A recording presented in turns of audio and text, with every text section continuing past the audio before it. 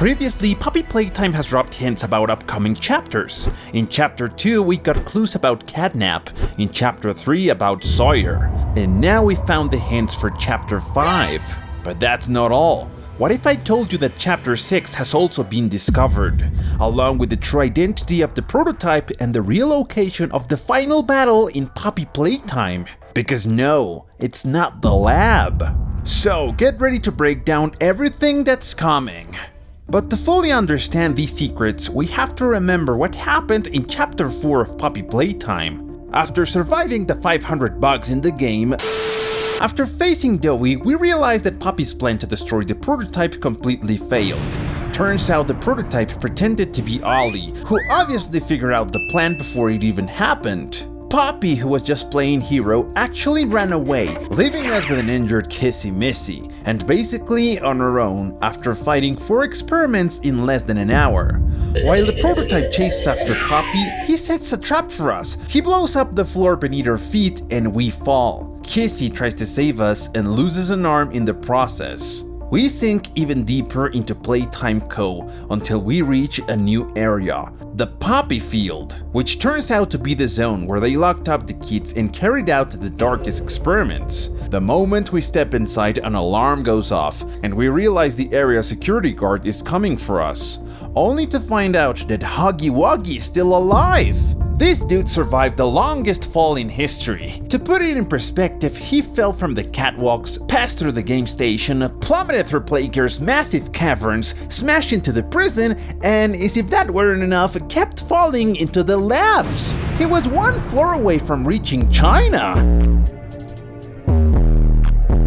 And just like that, with the immortal back, Chapter 4 ends. Now, a lot of us are wondering who will be the enemy in Chapter 5. Let me tell you, we already have the definitive answer. If you were paying attention, since Chapter 2 of Poppy Playtime, something caught my eye: the death scenes. Some of these messages seem to hint at Catnap before he was even revealed. One of them said, "The prototype saved us," a phrase that Catnap constantly repeats and that was also written on the walls.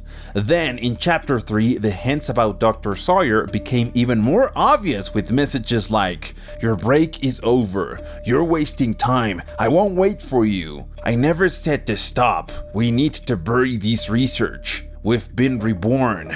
And that last one fits the Doctor perfectly, because we've seen him come back to life in multiple robots. He has literally been reborn. Just like they gave us hints about Sawyer and Catnap, they also left clues about who the next enemy will be in Chapter 5.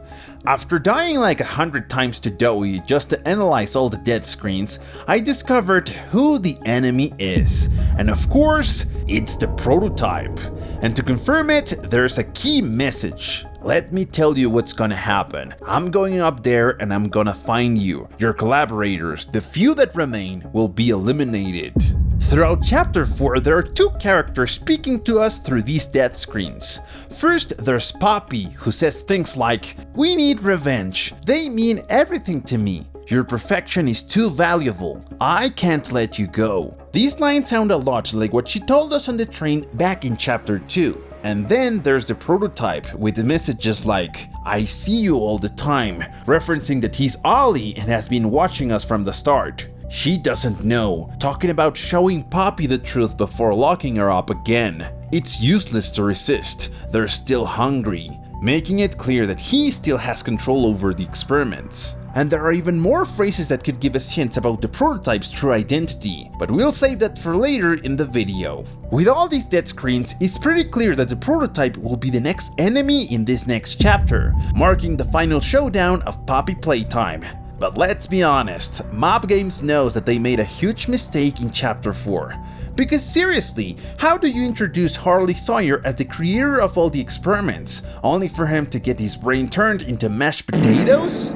Even Wuggy is still more alive than him. That's why I don't think the prototype will just be the villain for Chapter 5. Think about it. They've been setting him up since Chapter 1, just for him to last a single chapter?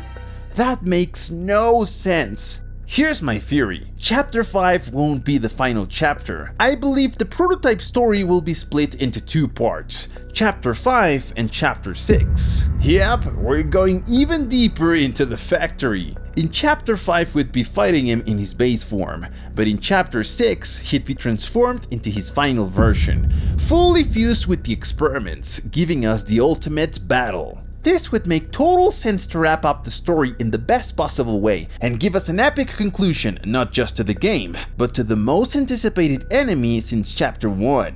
Now that we know the prototype will be the villain in the next chapters, the real question is, who is he really? There have been a lot of theories about this, but some of them actually reveal his true identity. For starters, we know he's not a child. His intelligence level is way too high. He was able to disable an alarm in his room, turn it into a laser pointer, and trick the workers into thinking he had escaped. And let's not forget how he convinced the experiments to carry out the Hour of Joy. All of this is something only an adult could plan and execute. Plus, the way he communicates with Dr. Harley Sawyer reinforces this idea. There's also another key detail. The prototype doesn't need to eat. This was mentioned in a VHS from the first Poppy Playtime chapter. On top of that, he has the ability to mimic voices, making him even more dangerous. When we put all these clues together, the prototype's identity becomes pretty obvious. Remember that phrase he keeps repeating? "Let's go home, Poppy." That ties back to a theory that existed before Chapter 4, that Poppy might be Elliot Ludwig's daughter. The story goes that his daughter passed away, and to keep her from being lost forever, Elliot transferred her consciousness into the Poppy doll. Now, here's where things get interesting. Elliot knew Poppys had special properties that allowed human consciousness to be preserved inside a toy. This was Playtime Co.'s big innovation. And this leads us to a major revelation. If we pay attention to the prototype's VHS with Dr. Sawyer, it mentions that the prototype is in the Poppy lab and won't let any other experiment enter. So, are Elliot and the prototype the only ones who understood the power of the Poppy flower? That's pretty strange, since we were told that only Elliot knew how this flower worked, and both of them are incredibly intelligent. If we analyze the prototype's death screen messages, they mention things like, he built the golden path, just like Elliot created the Playtime Co. empire. So there's only one logical explanation for this. Elliot Ludwig's consciousness was transferred into an experiment before he died. But here's where they made a fatal mistake. They were not dealing with just some old man who made toys. They were dealing with a genius capable of transferring human consciousness into objects. Someone who mastered the manipulation of the Poppy flower. Someone who in the past worked with Dr. Harley Sawyer. Everything points to Elliot being the prototype, and there are way too many clues that confirm it. Now, let's talk about the prototype's true goal.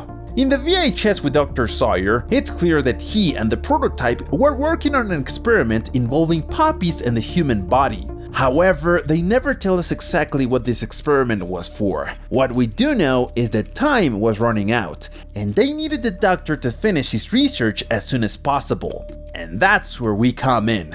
If we connect the pieces, the bodies that experiment 1006 has been collecting, the poppies, the sleeping children, and the plan that Poppy is trying to stop, it seems that the prototype, or rather Elliot Ludwig, has a very clear goal. He wants to transfer the consciousness of the experiments, like Catnap, Mommy Longlegs, Huggy Wuggy, and the others, into the bodies of the sleeping children. And why the rush? Because the factory's food supply is running out. The experiments have been trapped there for 10 years, and they're getting hungrier by the day. If we look at all the game's death screens, they always say the same thing. They are still hungry. They will always be hungry. Now, remember when the experiment said, "The prototype saved us. He's our only hope"? That means they see him as their only way to become human again. Elliot Ludwig's plan is to extract their brains and put them into the bodies of the sleeping children. That's why the prototype took Mommy Longleg's corpse. He needed her brain to transfer it into a child. The same thing might have happened with Catnap. When the prototype saw he was dying, he probably thought his brain would be damaged, so he decided to kill him quickly and take it before it was too late. But there's a huge problem. Society would never accept these experiments roaming free.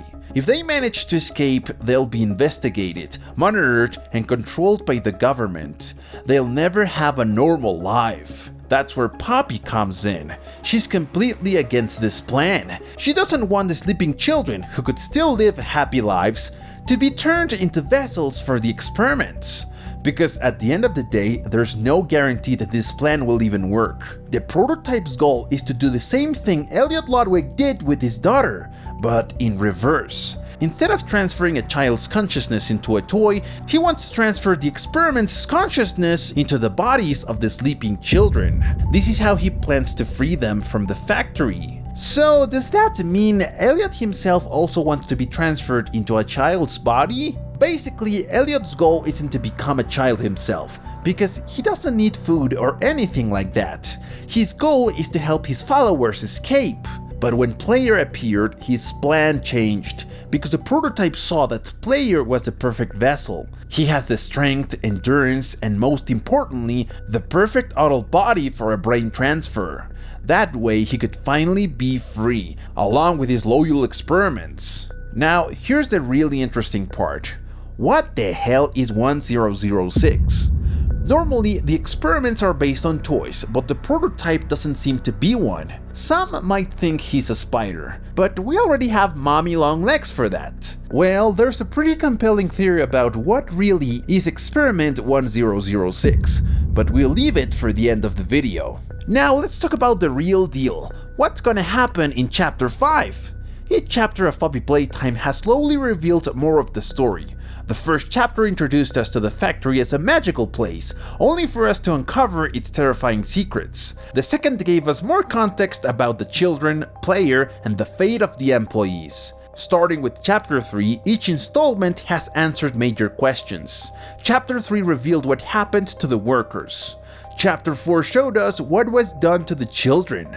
Now, Chapter 5 will be crucial to the overall story, answering questions that have been around since the beginning and setting up Chapter 6. The main plot will revolve around the prototype and the fate of the sleeping children. Now that we're inside the laboratories where they are being held, we'll likely learn more about the Poppy flower, how Poppy was created, the prototype's purpose, and his plan for the children. These will all lead up to our first battle against the prototype. On top of that, there will be a major subplot about Player's identity. Throughout the chapters, the game has been dropping hints about who he really is. Everything points to Chapter 5 finally revealing the truth. As we play, we'll uncover more about our character, until the prototype speaks to us directly and tells us who we really are. There will also be some interesting side plots. One of them will be the return of Wuggy. He won't just come back and attack us. His story will finally be explored. Almost every experiment has a detailed backstory, except Wuggy. This chapter could finally reveal the child behind Huggy. Another big side plot will likely be the death of Kissy Missy. Since Chapter 3, she has been mysteriously attacked and badly injured.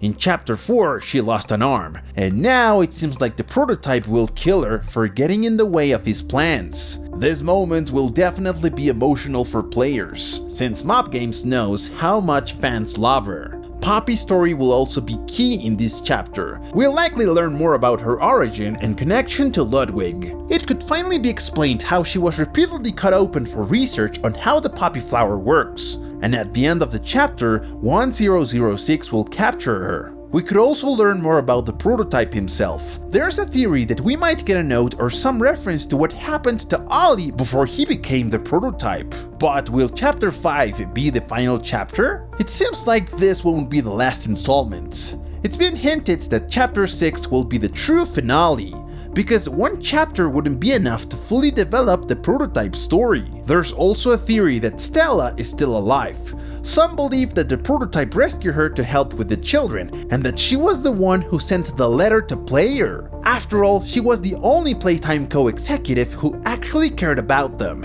Another mystery that could finally be solved is the fate of Playtime Co.'s high-ranking officials.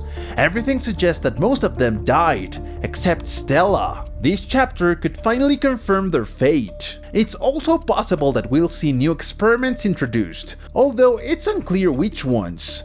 And while some players are hoping for the return of Pianosaurus, that seems unlikely, especially since Daddy Longlegs hasn't even made an appearance yet. Chapter 5 will be a major turning point in Poppy Playtime, revealing crucial details and setting the stage for Chapter 6, the grand finale. So here comes the final crazy theory. Where will this grand finale happen?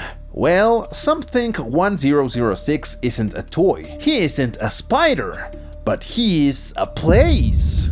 Elliot Ludwig was supposed to be a genius innovator, the man responsible for keeping the magic of Playtime Co. alive. And there's one place we haven't seen yet, one that could finally appear in Chapter 5 or Chapter 6. Playtime's Park. A theme park he wanted to launch but was never completed due to his death. This place is not even mentioned in other locations like Playcare or the train station, because it was simply abandoned. And here's where things get crazy. The prototype is nothing more than a circus tent. I know it sounds crazy, but just listen. If we look at the Playtime Park posters, it seems like the park was supposed to have a circus. The spider-like legs of the prototype could actually be the tent structure, allowing it to move. Plus, in Chapter 4's files, there's an arm with a white glove, similar to the prototype's skeletal hand, confirming that it's part of them.